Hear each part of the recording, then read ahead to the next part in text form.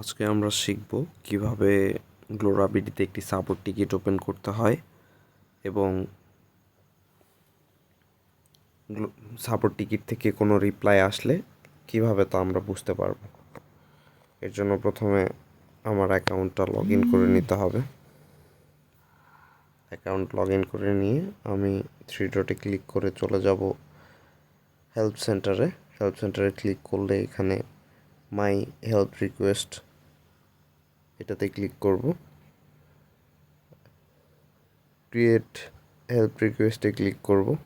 নতুন help request দেওয়ার জন্য একটা সাবজেক্ট দিয়ে দিব, লাইক রিচার্জ লাগবে, রিচার্জ লিখে দিলাম।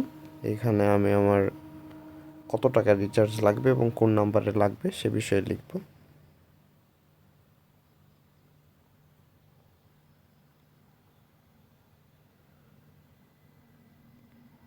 আমি লিখছি।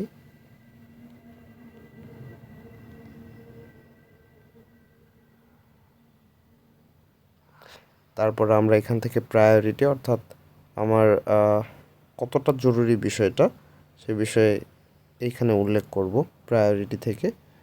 যদি এটা আমার পরে হইলেও হয় সেই ক্ষেত্রে লো অথবা মিডিয়াম দিয়ে রাখতে পারি। যদি তৎক্ষণাৎ সাথে সাথে দরকার পড়ে সেই ক্ষেত্রে আমরা আর্জেন্টটা বেছে নেব অথবা হাইটা বেছে নেব। আমি আর্জেন্ট বেছে নিলাম, তারপরে সাবমিট করে দিলাম। আমার সাপোর্ট টিকিটটা এখানে রান হয়ে গিয়েছে। এখন আমি এখান থেকে বের হয়ে যাব এবং অপেক্ষা করব যে এটা রিপ্লাই আসে কি না।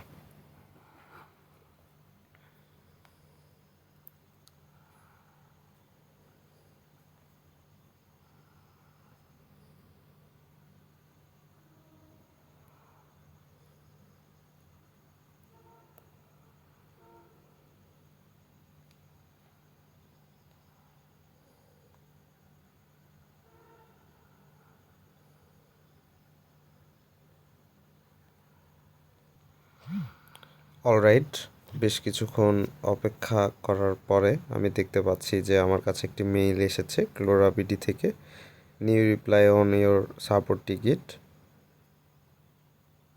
তো মেইলটা মূলত এইভাবে শো করবে। আমি ডিরেক্টলি এবং কে রিপ্লাই করেছে সেটা এখানে দেখা যাবে। রিপ্লাইড বাই আরিপাজত, অর্থাৎ অ্যাডমিন আমার সাপোর্ট টিকিটের রিপ্লাইটা করেছে। আমি আবার আমার ওয়েবসাইটে ফেরত গেলাম এবং একবার রিফ্রেশ করলাম। এখানে একটা সৌজন্যমূলক মেসেজ এসেছে, আপনি জানিয়েছেন 20 টাকা রিচার্জের জন্য আপনি কোন নাম্বারে নিতে চান, দয়া করে অপারেটর সম্পর্কে জানাবেন, চেক করার জন্য কিছুটা সময় দিবেন, আপনার অ্যাকাউন্টে পরিমাণ টাকা রয়েছে কি না।